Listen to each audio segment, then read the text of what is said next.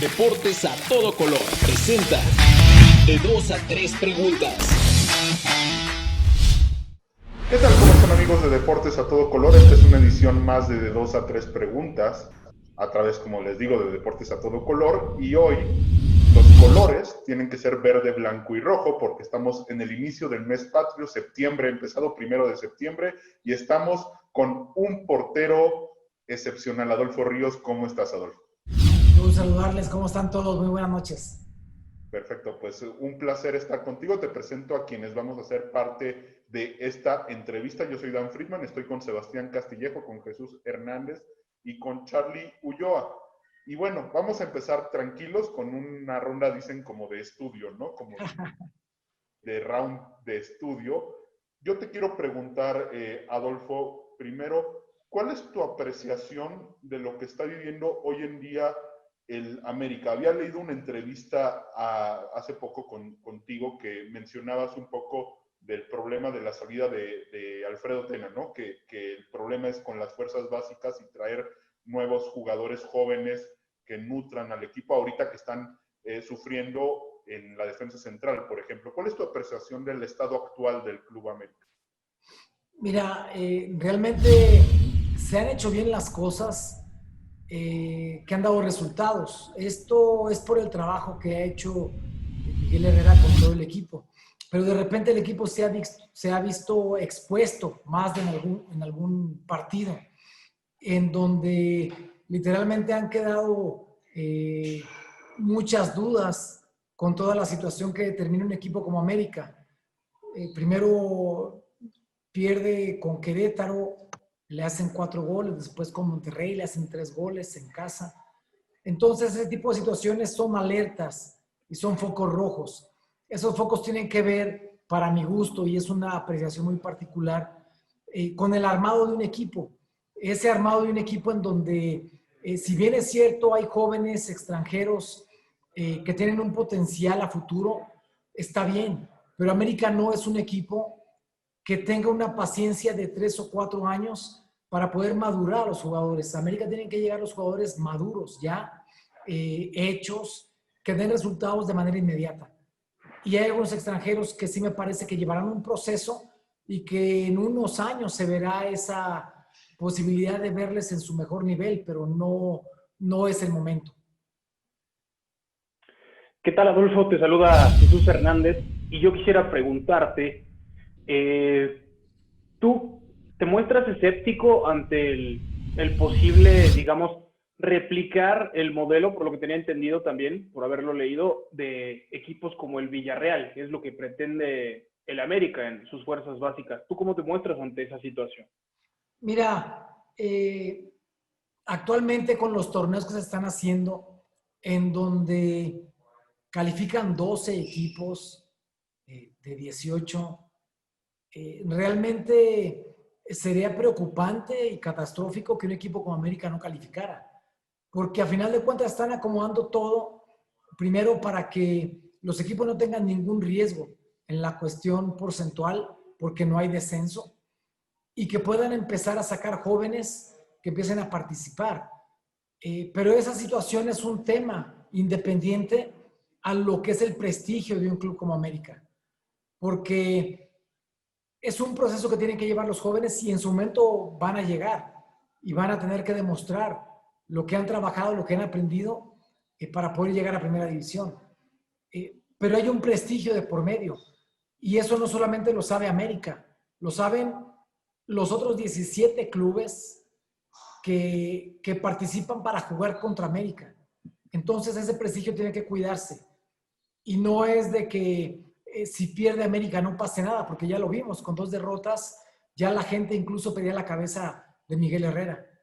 Entonces, en otros equipos tal vez puedan tenerse buenas o malas rachas, pero en América hay que dar resultados.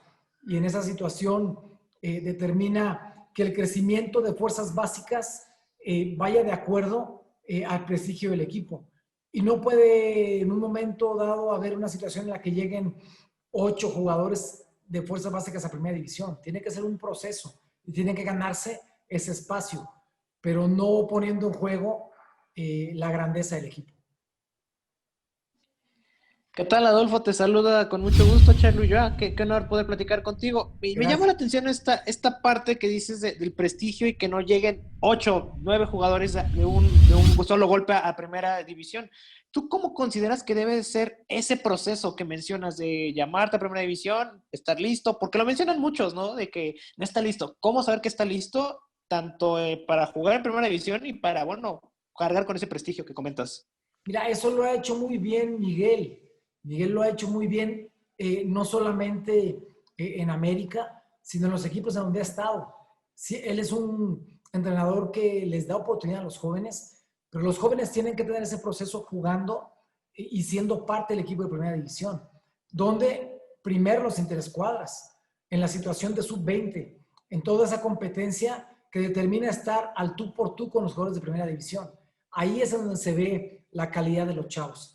Posteriormente tendrán que tener su debut y ese debut irá de la mano de empezar con tiempos limitados, 15, 20, 30 minutos, hasta que empiecen a desarrollarse ya en una situación futbolística para poder competir con los clubes de primera división para buscar un espacio. Pero no se puede hacer metiendo tantos al mismo tiempo, porque eso determina que los equipos que estás enfrentando no lo van a hacer cuando juegan contra América. ¿Qué tal, Adolfo? Te saluda Sebastián Castillejo. Y bueno, ahorita un poco escuchando justo estas declaraciones, tampoco se trata de que América no sepa debutar gente, al contrario, ha debutado a Javier Aguirre, a Cuauhtémoc, a el propio Carlos Hermosillo, Alfredo Tena, entre muchos otros, sabe trabajar con fuerzas básicas, pero ¿no crees que también América, digamos, está un poco limitado? Y en una entrevista pasada platicamos con Ramón Ramírez y él nos dice que el fútbol mexicano está centralizado, no se voltea a ver a otros estados más pequeños donde también podría haber talento. ¿No te parece que ahí también hay mejor talento o más oportunidad de encontrar jóvenes que puedan tomar ese lugar y no traer extranjeros por montones al azar? De acuerdo, completamente de acuerdo. El gran error que se puede cometer y que se está cometiendo en el fútbol mexicano es cómo ahogaron a la liga de ascenso. Primero la ahogaron llenándolos de extranjeros, porque en los drafts de primera división, todos los jugadores que no entraban en planes para equipos de primera división, la única opción que tenían era liga de ascenso. Entonces los equipos se fueron ahogando, llevando extranjeros con sueldos fuertes, con contratos en dólares, que fueron ahogando las finanzas de los equipos de liga de ascenso. Ahora la Federación Mexicana de Fútbol, cuando ya vio que la situación ya no era sostenible, entonces le corta la cabeza a una liga para soñar en ese ascenso. En todo lo que tú mencionas, tienes razón, en buscar situaciones que determinen estar llevando jugadores y visores a otras partes y otros estados. Eso lo hace, por ejemplo, muy bien Pachuca, pero Pachuca tiene unas instalaciones impresionantes en donde puede tener entre 200 o 400 chavos viviendo ahí, estudiando ahí, comiendo ahí y desarrollándose ahí. Eso no lo tienen todos los equipos.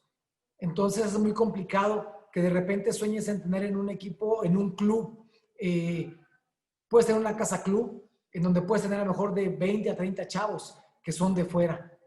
Pero la situación es que cuando tú los traes, eso también tiene un costo. No es una situación sencilla. Sí creo que tenga que haber visores de los diferentes equipos y que los hay, en donde haya segundas y terceras divisiones para desarrollar a los jóvenes y que haya convenios con los equipos de primera división para que esos chavos puedan llegar a probarse en fuerzas básicas sub-17, sub-20 a equipos de primera división. Y es ahí en donde ya se hace una visoría sin necesidad de estar teniendo jugadores que tú no tienes la certeza si van a llegar a primera división.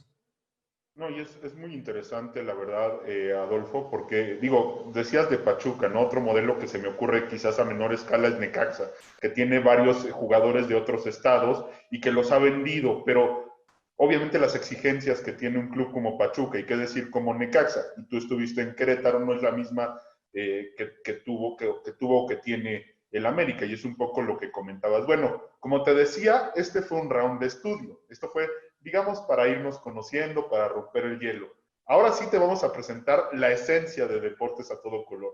Desde este punto vas a tener una entrevista que no has tenido en ningún otro lado. No sé si es buena o mala, pero completamente diferente. Y vamos a hacer una dinámica que se llama el pasaporte. Va a debutar porque es la primera vez que lo hacemos. Nosotros sabemos que un futbolista y un deportista de alto rendimiento viaja a muchos países. Entonces, lo que te vamos a proponer aquí es una lista de países a donde tú has viajado como jugador, que nos digas, en primera instancia, cómo te recibió el país, algo del país que te llamó la atención cuando fuiste por primera vez, y en segunda instancia, en lo futbolístico, algo que tiene que ver con el país, jugando en ese país. Entonces, me toca a mí empezar, y empezamos con Bolivia. Tú fuiste el portero titular de la selección mexicana en la Copa América del 97 en Bolivia. En primera instancia, ¿qué fue lo que más te llamó del país Bolivia? Y en segunda instancia, cuéntanos una anécdota que no sepamos de los 3 penales que paraste en aquella serie contra Ecuador en Copa América. Muchas gracias. Mira, me sorprendió mucho la cultura en Bolivia, el pueblo boliviano, con situaciones de carencias, mucha necesidad. En algunas ciudades más desarrolladas, como La Paz, veías cosas distintas. Ya veías un tema de una infraestructura mucho más clara, con una certeza de una economía diferente. Pero en lugares como Cochabamba, como Santa Cruz, como Oruro, que fueron lugares donde nos tocó jugar, veías una situación muy complicada en la cuestión económica. Lógicamente, la intención de esas Copas América son para poder generar ingresos para el mismo país, y ojalá que eso se siguiera haciendo. Es como la situación de los mundiales. Pero en la cuestión futbolística hicimos, me parece, un gran torneo. En ese torneo fui considerado el mejor portero del mismo torneo por los críticos internacionales. Conseguimos el 3er lugar. Fue de verdad que un aprendizaje muy padre. En la situación de los penales fue algo curioso, porque yo había atajado 2 penales en la serie de los primeros 5 tiros.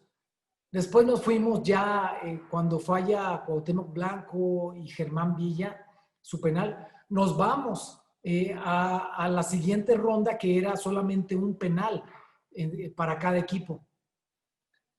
Cuando van a hacer el tiro penal en contra nuestra, yo estaba abrochándome el zapato y de repente volteo a la media cancha y me alcanzo a percatar de un jugador boliviano que le estaba diciendo al que iba a tirar el penal. Le estaba diciendo cómo yo estaba amagando a un lado y tirándome al otro. Entonces, yo no levanté la vista por completo, solamente me quedé viendo agazapado. Entonces, cuando le da la indicación, le dice, se mueve para acá y se tira para el otro lado. Y entonces le dijo, entonces, si se mueve para acá, tíraselo para allá. Así fue. Entonces, cuando él hace así con la cabeza y empieza a caminar hacia la portería, entonces cuando se empieza a acercar, yo lo veo y entonces digo, este viene con esa intención. Entonces, cuando yo estoy en la portería, amago a un lado, y cuando hago como que voy a tirarme para el otro, me regreso a ese lado. Y ahí tira él muy suave, porque él estaba seguro que me iba a tirar para el otro lado. Entonces, ahí prácticamente atajé el penal. Después viene el Tiburón Sánchez, hace el gol, y con ese prácticamente calificamos para las semifinales.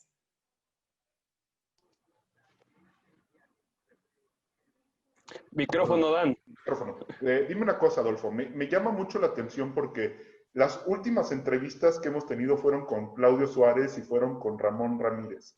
Y hablamos y tocamos a detalle el tema de los penales. Tanto en cómo cobrar como en cómo detener. A veces uno no se da cuenta todo lo que involucra, y desde afuera, yo al menos era un adolescente en esa época, decían, los malditos penales, y llega la Copa América y luego ganamos en penales contra Ecuador. Pero había una cantidad de cobradores de penales en esas selecciones de los 90 en sus equipos, que hoy no tenemos en selección nacional. No tenemos tantos, tenemos a Raúl Jiménez, pero no tenemos tantos. Era una generación muy especial en ese aspecto, ¿no, Adolfo? Sí, por supuesto. Se trabajó mucho y se sigue trabajando mucho en fuerzas básicas. Por ejemplo, los equipos, cuando, independientemente de que empaten o gane uno u otro equipo, se termina con una serie de penales. Y eso es importante.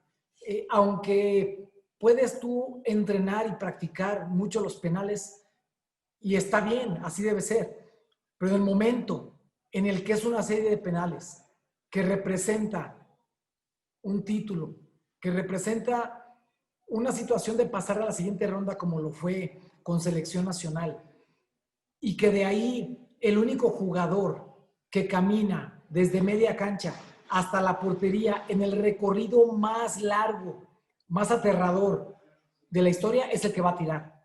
Porque para el portero y para mí siempre fue una situación muy cómoda. A menos que yo cometiera el penal, no me preocupaba, porque decía, cuando en un partido de fútbol hacen un penal, todos festejan antes de que lo tiren. Todos festejan y llegan y abrazan al jugador que le hicieron el penal. La gente festeja como si es un gol.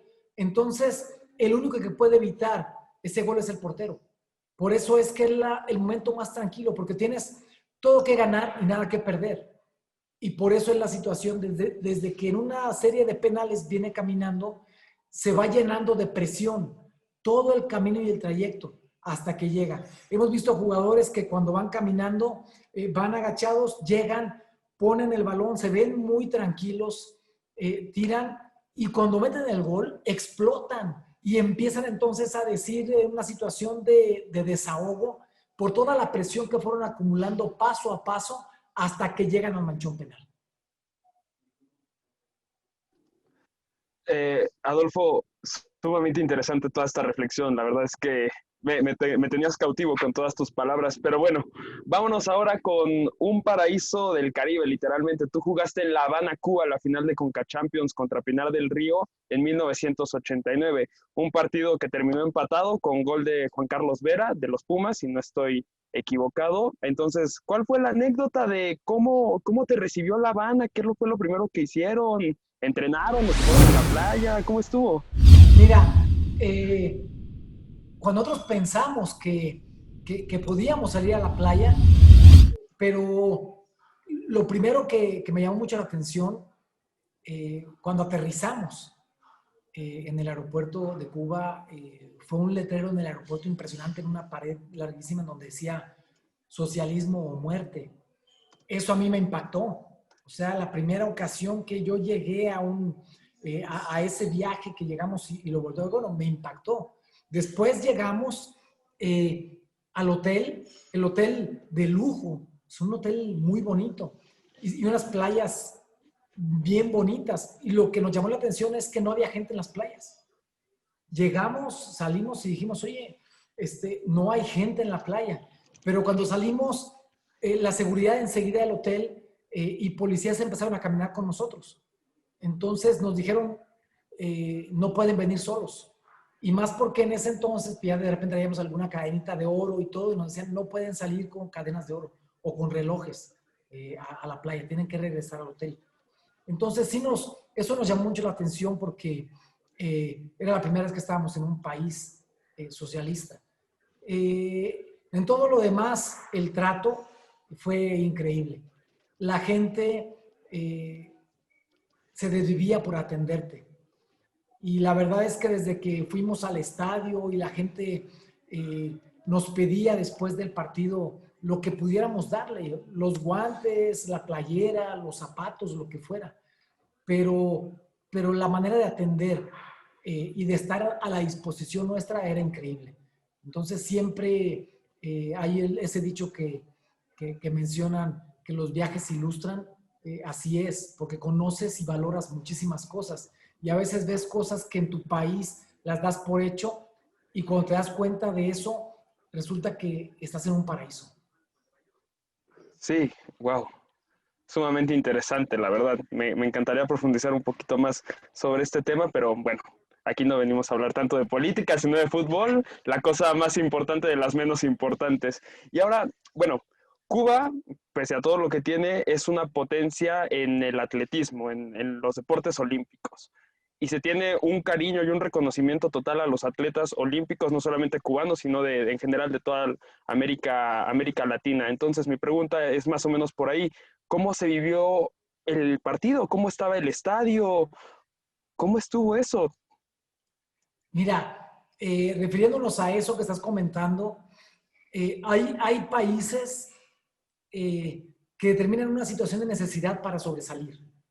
Me voy a referir al tema de Cuba.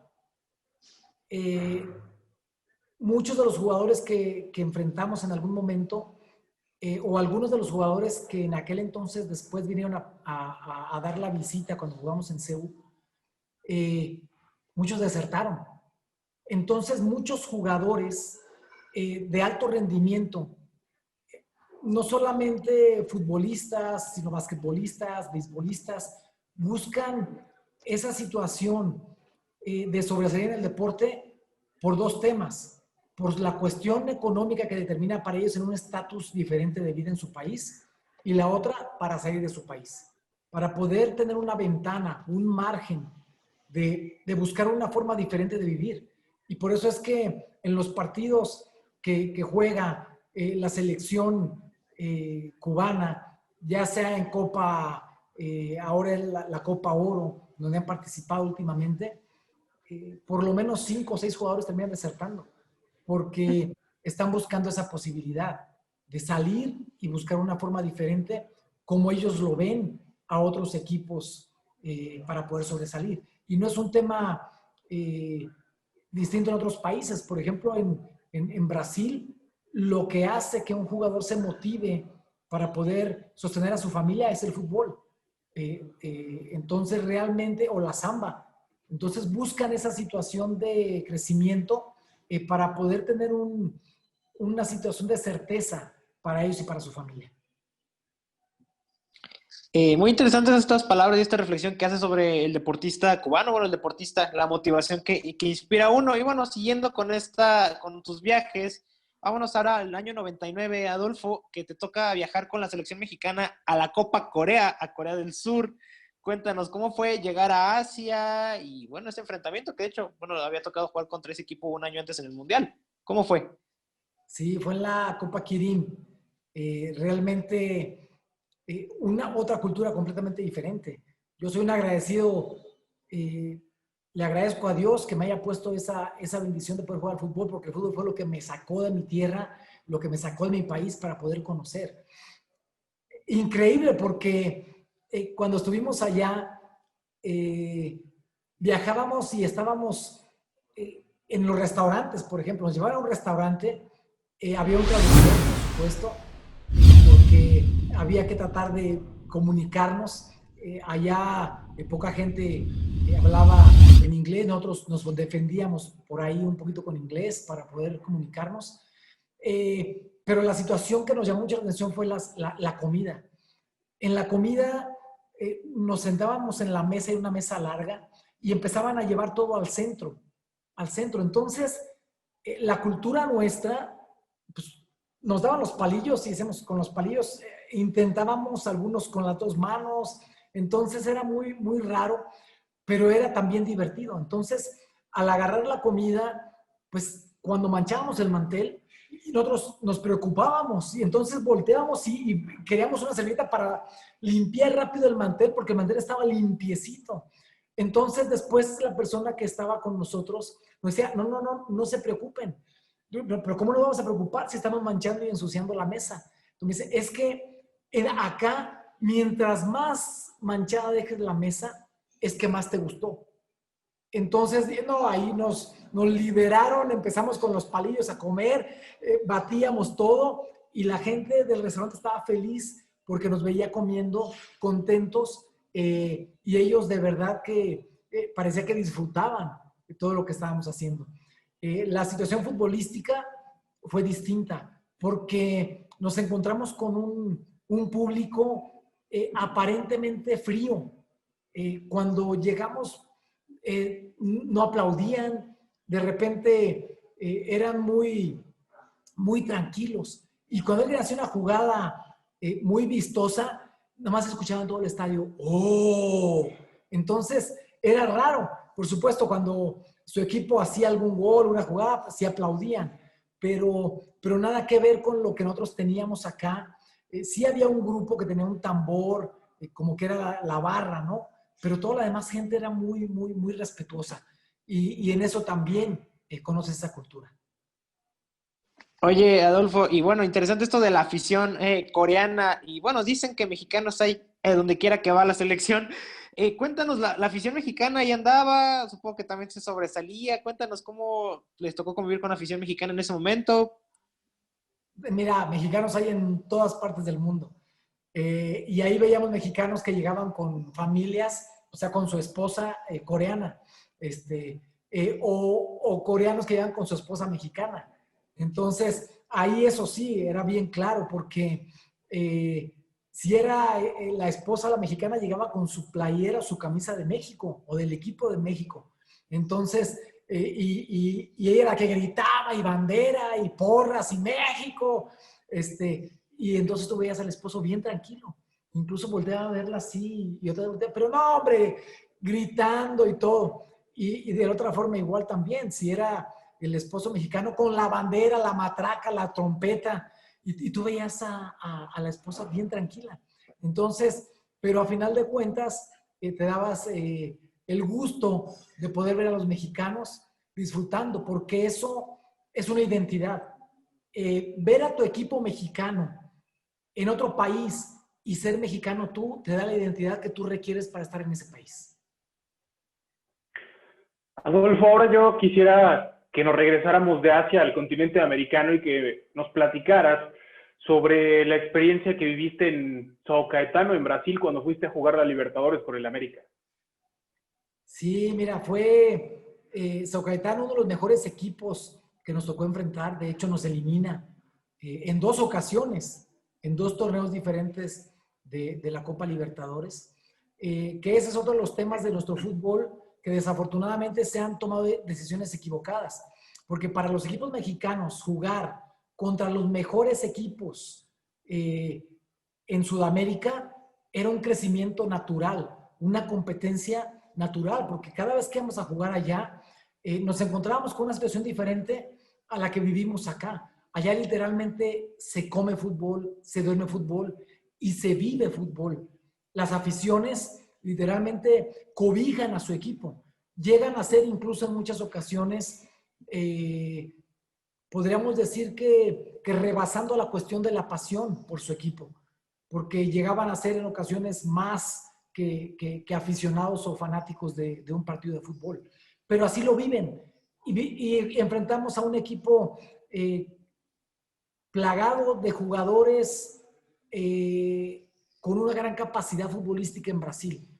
Nos tocó verlo, nos tocó vivirlo. Y lógicamente, en un lugar donde hay muchísima humedad, nos costó mucho trabajo. No solamente era la cancha, no tenían unas grandes instalaciones, eran instalaciones más bien, podríamos compararlas en ese estadio, en esa ocasión São Caetano, con un equipo de liga de ascenso en nuestro país. Pero eso no lo limita, porque ellos están aspirando a mucho más, a poder llegar a pertenecer a equipos de primera división que sí tienen instalaciones de primer mundo. Y ahora que tú hablabas precisamente de la pasión, ¿no? La pasión desbordada que se vive en Brasil. Quiero que nos vayamos a un episodio que no fue para nada agradable tampoco, que fue también contra el São Caetano en el partido de vuelta de la Libertadores 2004. ¿Qué se sintió en ese momento? ¿Qué sentía Adolfo Ríos al ver que se desata la bronca al final? Mira, a mí me preocupó mucho la situación, porque todo lo que pasa en la cancha tiene que quedarse en la cancha. O sea, es fútbol, es una situación, a nadie le gusta perder, pero no es algo que tiene que trascender, no es algo que tiene que convertirse en una agresión. Y lo que pasó en la cancha se transportó a la tribuna. Y a mí me tocó ver cómo empezaron los aficionados, no todos, un grupo grande de aficionados, incluso una carretilla llegó volando a la cancha. Entonces, cuando volteo yo y empiezo a ver que la alambrada la estaban destrozando y que los jugadores de São Caetano estaban en la cancha, yo me preocupé. O sea, sentí miedo de que eso se fuera a una situación de trascendencia internacional con una desgracia. Porque muchas veces la pasión se rebasa, esa pasión se desborda, pero esa pasión cuando no está alineada a tener los 5 sentidos, como aficionado, a veces por estar tomándose una cerveza, disfrutando, pero ya no estás en tus 5 sentidos. Ya cuando llegas a una situación de querer brincar y meterte a la cancha para poder golpear o agredir al equipo rival, ya es preocupante, porque eso se contagia. Si una persona donde hay 100 personas empiezan a golpear a un jugador, los demás van a llegar también a golpearlo. Entonces sí era preocupante. Mi preocupación realmente era decirles a los jugadores de Aguaditano que se metieran al vestidor, que se protegieran, que estuvieran ellos en una situación en la cual estuvieran seguros, porque a mí me tocó vivirlo en carne propia cuando conseguimos el boleto al Mundial en El Salvador contra El Salvador, que le ganamos ahí. Tuvimos que encerrarnos en el vestidor, quebraron los cristales de todo el vestidor, empezaron a golpear la puerta y estábamos nosotros en las regaderas escondidos porque estaban tirando situaciones con fuego. Entonces, todo ese tipo de cosas ya se viven, ya lo habíamos vivido y sabíamos lo que puede provocar.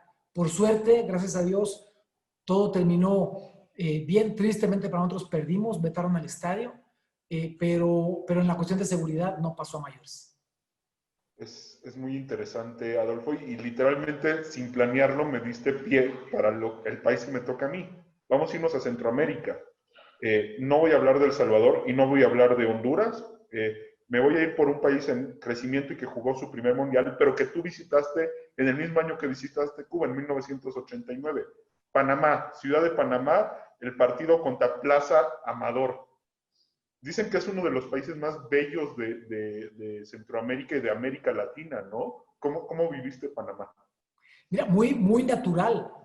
O sea, sí había una situación de exposición ya como de un crecimiento, pero en ese entonces el hotel en donde llegamos, muy limpio, bonito, pero no era una situación diferente a lo que podíamos conocer de repente en alguna provincia en nuestro país. Y no te hablo de una provincia de un crecimiento grande. Por ejemplo, puedes hablar de provincia como Monterrey, que tiene una infraestructura impresionante, sino más bien una infraestructura más parecida a uno de los estados más hermosos que tenemos acá, que es como Chiapas, en donde toda la situación de la vegetación, el crecimiento, realmente iba por otro sentido y no se apreciaba en ese entonces que hubiera una situación tan importante. Tuvimos la fortuna de conocer el canal de Panamá, realmente una cuestión impresionante, ver de qué forma hacían y entraban los barcos, la cantidad de agua que tenían que estar bombeando para poder pasar toda la mercancía con miles de toneladas de los barcos cargados. Y en la cuestión futbolística, sí era mucho ímpetu lo que tenían. Estaban en ese desarrollo, en ese proceso de desarrollo para poder aspirar a competir con equipos que de alguna manera eran superiores, como lo éramos nosotros en ese entonces. Pero en la cancha todo puede pasar. En una cancha siempre el nivel de concentración te la da el rival. Y por eso es que los equipos que enfrentábamos podían ser inferiores en cuestión futbolística, pero en cuestión de intención de ganarte, es donde sacaban el corazón para poder competir. Y para ellos era una final. Y justamente te quiero preguntar un poco por nuestra arrogancia con Centroamérica. Panamá en 2014, hace 6 años, estuvo a un gol en un minuto de Graham Zusi de eliminar a México del Mundial. Una evolución que 4 años después los llevó a Rusia 2018. ¿Qué tanto hay conciencia de eso en los futbolistas? No estoy hablando de los medios, estoy hablando de los futbolistas mexicanos, que no es lo mismo que 1989 y que hay una evolución no solo en Honduras, no solo en Costa Rica, sino en países como Panamá, ¿no? ¿Qué tanto hay esa conciencia en el futbolista en México? Mira, sí la hay.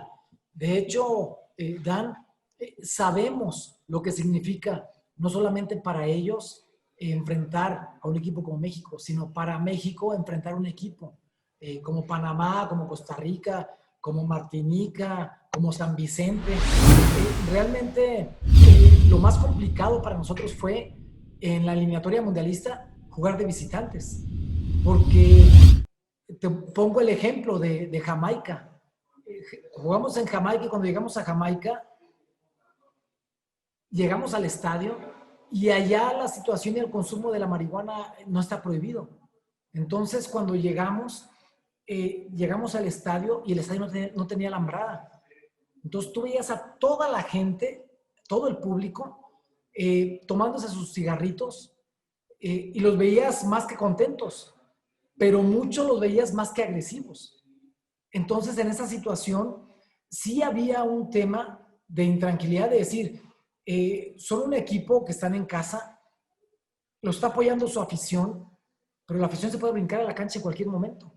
Entonces eso sí era una situación de preocupación porque estabas tú no solamente pensando en enfrentar a jugadores que físicamente eran mucho más fuertes que nosotros, técnicamente no tanto, pero físicamente no podías chocar a ninguno. Si chocabas con ellos salías más adolorido tú.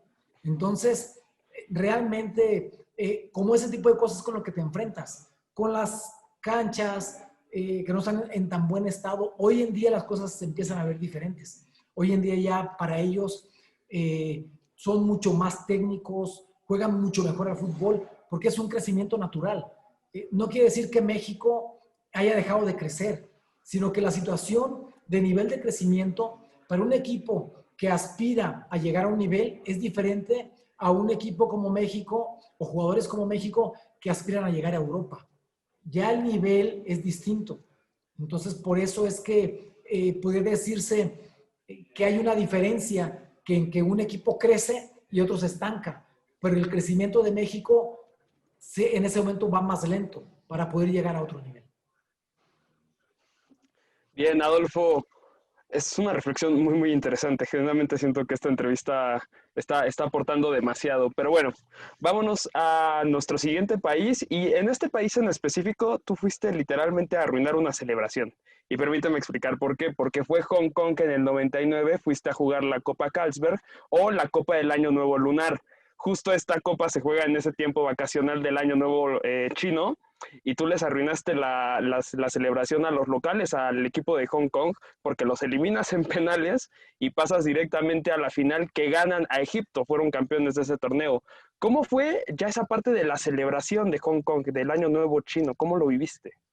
Mira, era muy extraño. Nosotros veíamos, fue padrísimo porque cuando llegamos al aeropuerto, enseguida íbamos, después de tantísimas horas de vuelo, con el cambio de horario, llegamos al aeropuerto todos medios cansados del viaje y todo, pero lo primero que en el aeropuerto nos encontramos fue a los dragones danzantes. Entonces era una situación padrísima, con tambores, vemos los tambores todos con su mascada en la cabeza, unos tambores coordinadísimos, y los bailes de los dragones, nosotros estábamos alucinando ahí en ese momento ya tomando fotos y todo, pero era un festejo. Después en la calle la gente festejaba permanentemente. Los fuegos artificiales eran espectaculares, pero lógicamente todo lo que determinó la situación del partido, pues era a lo que íbamos. Realmente con esa intención y ese propósito, tampoco vimos una tristeza tan grande cuando ganamos ese partido para la afición. La afición reconoció el esfuerzo que hicimos nosotros y la afición nos aplaudió. Entonces, después de ahí, ellos siguieron su fiesta. Entonces, porque en ese entonces no había también un equipo que estuviera reconocido mundialmente como China en el fútbol. Ahí empezaban ellos a tener una situación más cercana de aspirar a competir de manera internacional. Y por eso lo empiezan ellos a hacer con sus torneos. Después, ya en tiempos más recientes, nos encontramos con equipos ya más fortalecidos y que ya han calificado a mundiales. Pero en aquel entonces era muy lejana esa posibilidad. Por eso es que no lo veían ellos tan complicado o tan mal la situación de que nosotros pudiéramos ganar un torneo como ese. Justo mi pregunta va más o menos por ahí, porque actualmente ya no se participan en este tipo de torneos. Actualmente existen los partidos mal o bien llamados moleros, que siempre son en Estados Unidos, que siempre son contra las mismas selecciones. que siempre son monótonos, aburridos e incluso sin llevar a las figuras, porque aquí los goleadores de la final fueron Rafa Márquez, Abundis y el matador Luis Hernández. Entonces, ¿qué tanto extraña o necesita el fútbol mexicano participar en estas copas que si bien te van a llevar a un lugar desconocido, pero van a enriquecerte como equipo, como futbolista para competir de mejor manera en un mundial? Mira, interesantísimo lo que estás diciendo, porque tendríamos que empezar por Copa América. Enfrentar como selección nacional Copas América era poner a México en otro nivel. Era enfrentar a Brasil, enfrentar a Argentina, enfrentar a Chile, enfrentar a los equipos que mundialmente tienen un prestigio, prácticamente te ponía a ti en otro nivel, de manera inmediata, enfrentando esos torneos. Entonces, hay muchas situaciones que determinan el por qué ahora no se hace, y lógicamente una de ellas es la cuestión económica, que está por encima de la cuestión deportiva. Siempre para México tenemos que empezar a aprender como mexicanos y a soñar en que llegar a un mundial es soñar en ser campeones del mundo. No llegar a soñar en que queremos el quinto campeón. Los juveniles consiguieron ser campeones del mundo porque cuando llegaron dijeron, queremos ser campeones del mundo.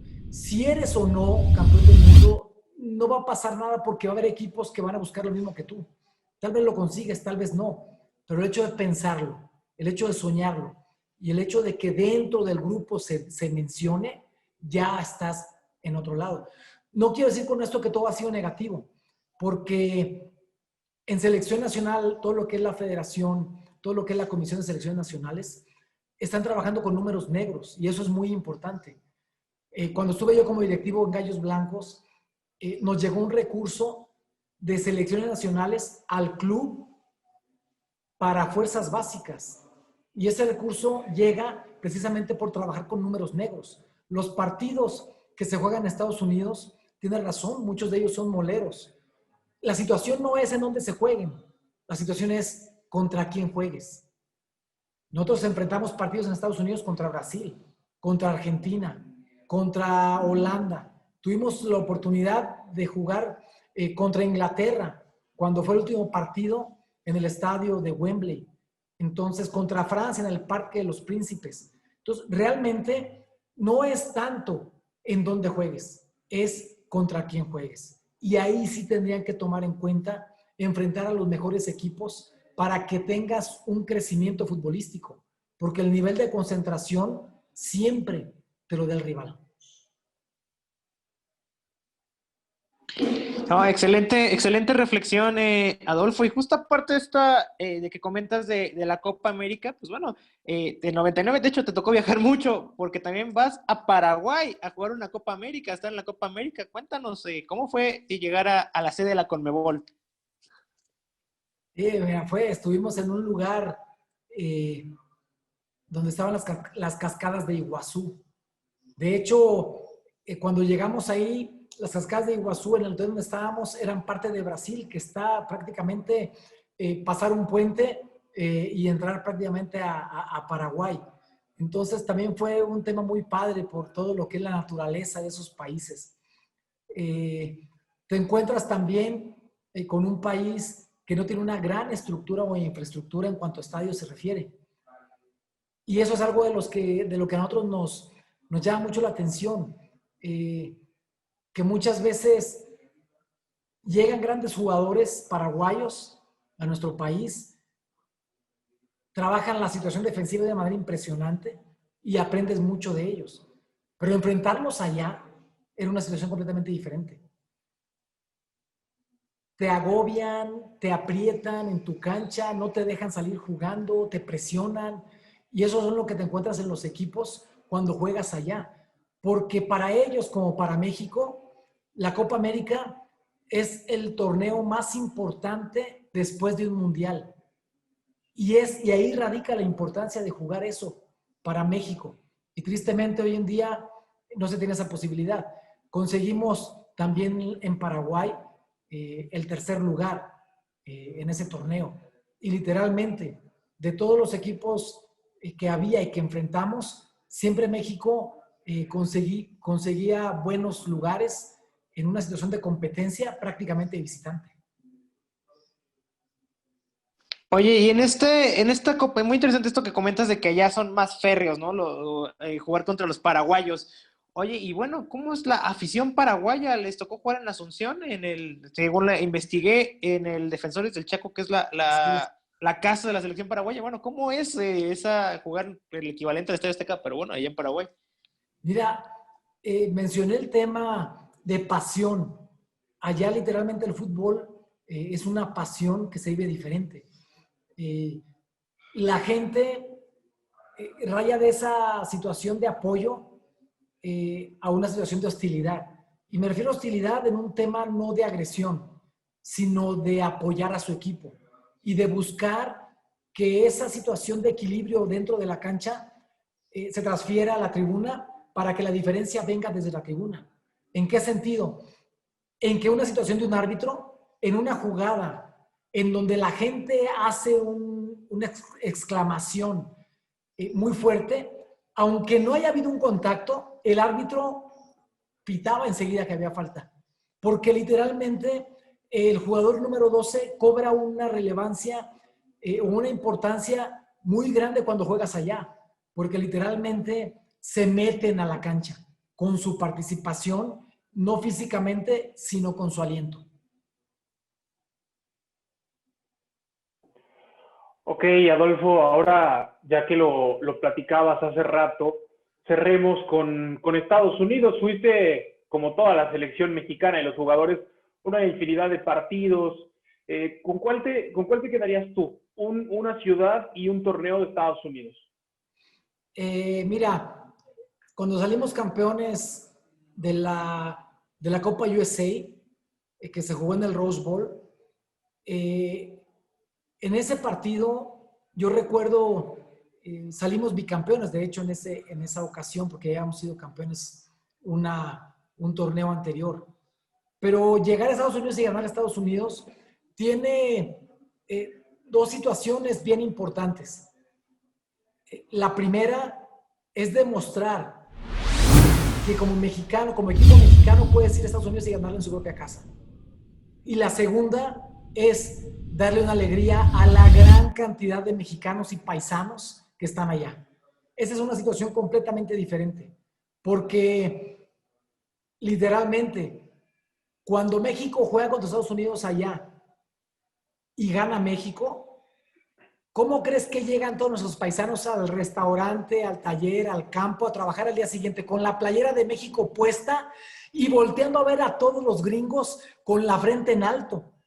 Incluso la producción sube en ese país cuando México gana. Esa es la importancia de que para un mexicano, estando en el extranjero, dejando familia, dejando amigos, dejando tierra, dejando casa, van a buscar una mejor forma de vida trabajando allá y sacrificándose de tal forma que la única forma de alegrar que ellos tienen es cuando ven a México y cuando México gana un partido. Esa es la gran importancia y por eso me quedo con eso, porque yo me acuerdo que todos los mexicanos que estaban en ese estadio estaban festejando de una manera impresionante. Nosotros decíamos, hijo, festejan de una manera diferente y después nos dimos cuenta por qué. Y ustedes, hablando ahora al revés, no curiosamente lo que le pasa al mexicano con el estadounidense, sabemos que por lo menos en tu época, en los 90s, en cuanto al fútbol se refiere, era al revés. ¿Ustedes en algún momento se sintieron solamente por la playera superiores a los estadounidenses? Eso se fue dando poco a poco. Yo recuerdo en la eliminatoria mundialista para Francia 98 en el Estadio Azteca, cuando empatamos con Estados Unidos. En ese entonces, empatar en el Estadio Azteca con Estados Unidos no era una situación viable para nadie. O que la misma prensa o los directivos o nosotros como jugadores pensáramos que nos iban a sacar el empate cuando con la altura, con el smog, con nuestra afición en el Estadio Azteca, les metíamos 3 o 4 goles tranquilamente a los equipos que llegaban. Y en esa ocasión, tanto fue el enojo de la afición que empezaron a aventar los cojines a la cancha, reprobando ese empate con Estados Unidos, y eso provocó la salida de Bora Milutinovic, cuando ya habíamos conseguido el boleto para Francia 98. Entonces, por eso es que eso se fue dando de una manera, con el crecimiento futbolístico de Estados Unidos, en el sentido de comenzar a crear un fútbol más híbrido, con muchos jugadores ya nacidos allá, sudamericanos, centroamericanos, pero con esa disciplina americana. Entonces fueron creando equipos competitivos, jugadores competitivos, algunos con apellidos mexicanos, González, Pérez, Ramírez, pero en esa situación de que ya son jugadores americanos.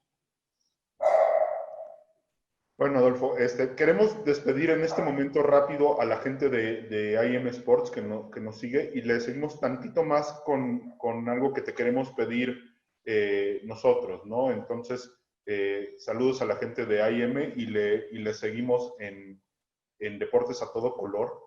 La verdad es que es una plática sumamente interesante. Te confieso que nosotros teníamos planeada otra sección que se llamaba el portero ideal, pero esto se podría extender 2 horas si queremos respetar tu tiempo, y realmente a nosotros nos nutre mucho esa parte. Entonces, lo que queremos pedirte, porque esto lo hacemos realmente con todos nuestros entrevistados y creemos que es la manera en cómo nosotros crecemos y este proyecto va para mejor, Adolfo, es que nos digas qué te gustó, qué no te gustó de esta entrevista. Sale grabado y sale al aire porque creemos que la autocrítica es la mejor manera de crecer. Te preguntamos eso, que nos digas tu retroalimentación de la entrevista, Adolfo. Mira, primero voy a ser bien franco. Cuando ustedes me dijeron que me iban a hacer una entrevista como no me habían hecho, sinceramente no lo creí, porque dije, ¿qué diferencia de entrevista me pueden hacer de todas las entrevistas que me han hecho? Pero me sorprendieron, porque sí fue diferente. Fue diferente. Quiero felicitarles porque tener los datos duros, los datos exactos de los lugares en donde yo estuve, yo tengo que decir algo y tengo que reconocerlo. Ustedes me hicieron recordar esos tiempos. Ustedes me hicieron recordar cada viaje. Y ustedes hicieron que renaciera en mi mente cosas que hacía años había olvidado. Entonces, para mí tiene mucho valor porque estar hablando de temas que conseguimos y que ustedes me lo recordaron y que vinieron a mi mente cuando ustedes me lo dijeron en la fecha, el lugar, los goles, el resultado, realmente reviví ese tiempo y literalmente no había tenido una entrevista como esta. Con esos datos tan exactos que ustedes hicieron porque investigaron para eso. Entonces, me siento muy emocionado porque toqué temas que no había tocado en ninguna entrevista. Y ese es nuestro objetivo, Adolfo. Sabemos que podemos hacer las cosas a veces mejor y a veces peor, pero lo importante también es hacerlas diferente. Y te agradecemos mucho este espacio y esperamos que sea la primera de de muchas. Aquí tienes tu casa en Deportes a Todo Color cuando gustes. Jesús, Sebastián, Charlie y todos los demás, porque somos un equipo más grande y nos vamos rotando en las entrevistas. Te lo agradecemos mucho, Adolfo. Al contrario, muchísimas gracias a ustedes, dan un placer. Muchas gracias por invitarme a participar con ustedes y felicidades por el programa. Esa interacción que nos hacen tener realmente nos emociona. Muchas gracias a todos, felicidades y que Dios los bendiga. Igualmente. Muchas gracias, igual. Gracias. Gracias, hasta luego. En Deportes a Todo Color. Hasta la próxima.